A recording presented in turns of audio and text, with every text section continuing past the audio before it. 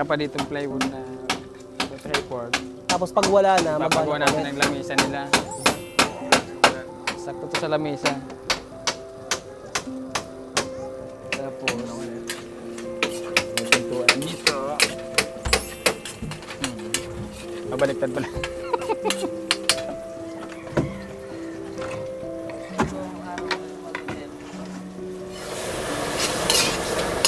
Tagal na ako hindi na ako dyan. Kung may bala ka pang umuwi, wala na.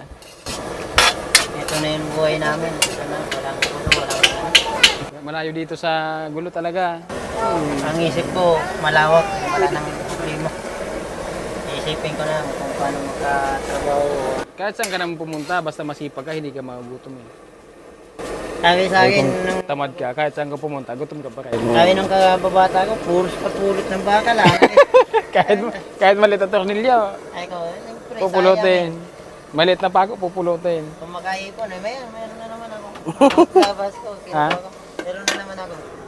Marami na naman. Hindi na ba yan mawawala sa ugali mo? Hindi na po kasi malaga yan yung bakal na yun sa akin. Kasi galing ako bakal buti.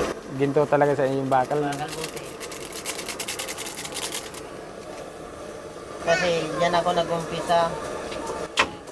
Bakal buti. Sayang kasi dagdag income. Pag naipon mo ang bawat yung bakal, dadami at dadami. Ano yung iniisip mo, Kuya Edwin, pag may nakita kang maliit na tornilyo? Kinukuha ko. Kung Ano, yung ano naisip mo? sayang.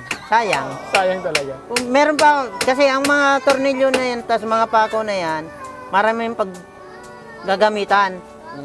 Pag nakita mo pa ang bago pa yung tornilyo, katulad na kukuha ko, iniipon ko yan. Kung halimbawa meron akong paggagamitan, magagamit ko. Hindi na ako bibili. Kung hindi na talaga, dyan shop, iipunin ko. So, binigyan ko na kayong isang balo. Sige na, pag ka ng tinapay. Nakalima ka na nga. Gutom na ngayon. Ay, kakakain lang ng kanin. Gutom ka na?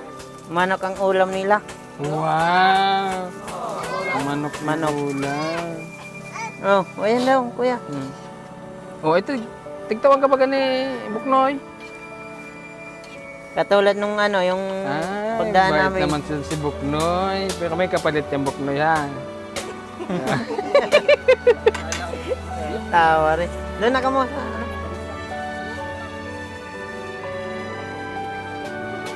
Ha? Ang yaman. Sa asin? Asin. Kaya, di mo ba alam na yung asin, kayamanan ng ibang tao? Oh, siyempre, totoo. Kahit kami rin. Asin lang Kahit walang ulam, asin na may tubig, na may... importante Anong ginawa? sa ibang tao. Kaya nun din kami dati, wala kami ulam, suka asin, na may sili. Kumakain din kami.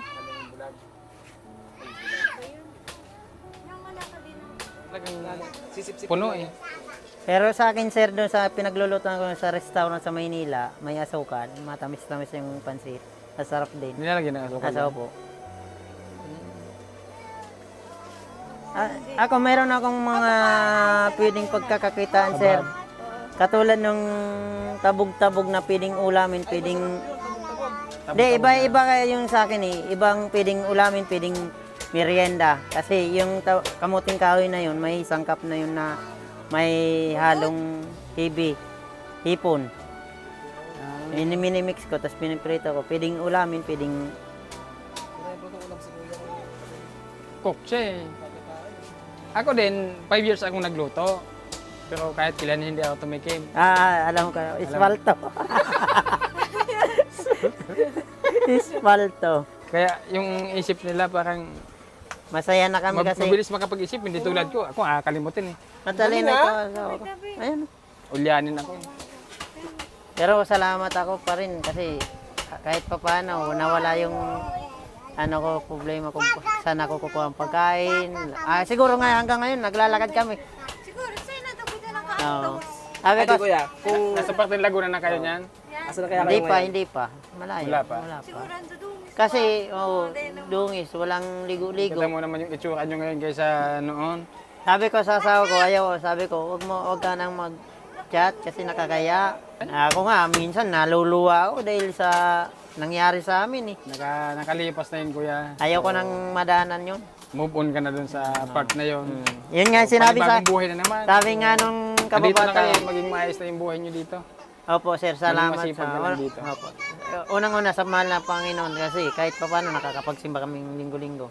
So yung Yeah. dito yung Po kami nakapagsimba linggo-linggo. Ayun lang po.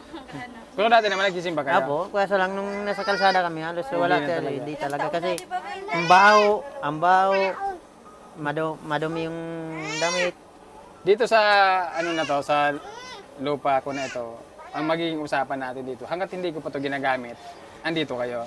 So kung sakaling gagamitin ko na tong lupa na ito, huwag kayo mag-alala. Kasi bago ko kukunin to sa inyo, ililipat ko sa mas maayos na Ay, thank you po. kalagayan. Salamat po. O, ililipat ko sa maayos na kalagayan. Kaya mga anak ko, tuwang-tuwa nga. Sabi ng panganay ko, ayoko na madaanan yung ano namin sa kalsada. O kaya may isa pa kung ano sa'yo, Kuya Elvin. Malay mo pagdating ng time, mas may malaking blessing na dumating sa akin. At ang lupa na to ibibigay ko sa inyo. Ay, thank you po. Thank you po. Pero huwag kang umasa ha. Ay, hindi.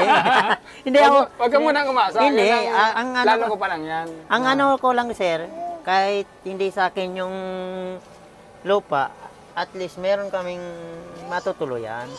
Yun lang naman sa akin eh. Kaya masipag naman ako, hindi naman ako tamad na puros asa sa tulong-tulong. Ayaw kong ganun kasi nakakaya. Kahit may sakit naman ako, alam ng asawa ko yan, kahit inika ako, gusto ko magtrabaho. Kasi sinasabi ko sa sarili ko, saan ko sila ilalagay? Kung andun kami sa kalsada, willing ako magtrabaho, maraming offer sa akin ng trabaho construction. Labor, pwede ako magtrabaho. Yung tirahan yung problema. Tirahan talang problema. Tapos yung mga bata, siya, PWD, mga bata, hindi niya kakayanin. Kung mayroon kaming ganito, pwede ko siyang iwanan. Andyan na yung tubig, pagkain nila, pwede ako magtrabaho. Safety sila. Hindi yung nasa kalsada kami, isipin ko, paano kaya? Kung masagasaan sila. Kung paano, kung kunin yung mga anak kong babae, ablutin lang. Yeah, damputin na lang yan dyan Opo. Na tayo doon sa nakaraan. So, panibagong buhay na naman. Masaya ako dahil nga kahit papano nakilala ko dahil sa inyo. At kung may pumunta rito ang mga kababata ko, hindi lang kababata. Asahan mong mayroon pang mga mayroon pang pupunta dito kasi may mga nagbihid sa akin na gusto kang puntahan. So, sisingilin ka doon sa mga utang mo. Okay lang. Wanted ka yata. Mayroon Hindi, din mga nagbihid sila sa akin na gusto kayong puntahan. So, Bisa totoo tayo lang, doon. mayroon akong utang, kaso lang hindi ko mabayad-bayaran kasi yun nga, nangungupahan kami. Katulad yung sinabi ko, may utang ako sa kamuting kahoy, hindi ko nabayaran dahil gawa ng... Hindi, kala ko binayaran na natin yan. Hindi, sa kamuting kahoy yun doon sa ano. Kaya yan mo na yun at ako na magpapaliwanag doon kay ate. Hindi mo sinabi, hindi sana nabayaran natin pagpunta natin doon. Okay lang. Bayad tayo sa tindahan, na. Opo. Yung sa bahay, okay na. Okay na. Sa kamuting kahin na lang. Opo. Sa Albay, may utang ka doon sa Albay. Mayroon din po. Kaso lang, wala na yan. Yun ano. Sabihin mo sa inutang mo, salamat ka. Nahiya rin kasi ako. Oo. Yung sa Albay naman, kasi gawa ng mali kasi yung inupa namin doon. 3.5 talagang... Nag-uupa din kayo sa Albay? Opo. Kahit tumira kami sa kulungan ng baboy, nakatira kami. Nangupahan kami doon kung kulungan talagang baboy siya. Pero pinaupa sa amin. Tangkal? 800. Tangkal, ba yun? 800. Oo, 800 dito kasi mura. Tamaya.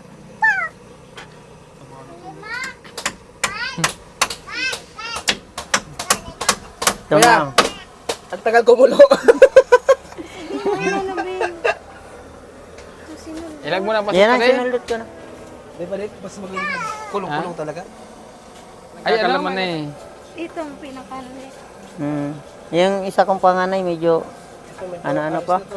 Ano talaga, ano talaga yung katawan nito. Pero babalik to sa dati. Bibili tayo ng mga vitamins nyo, ha? Anong abot ka na pare? May lapo. Hilot. Taga Sangay, taga Albay ka na. Santo Domingo Albay. Tapos ikaw taga Limanan. Pero masarap tumira sana sa Albay. Bundi. Sarap sir, ayaw ko sanang ipagpalit ang ligmanan doon eh. Madali ako makapera doon. Kasi ang hanap buhay doon, dami.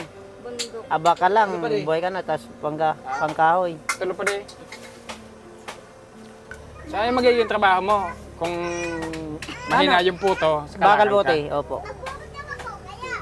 Kahit ano, kung merong pag merong extra. Wala naman ako sir pinipili ng trabaho, basta kaya ko.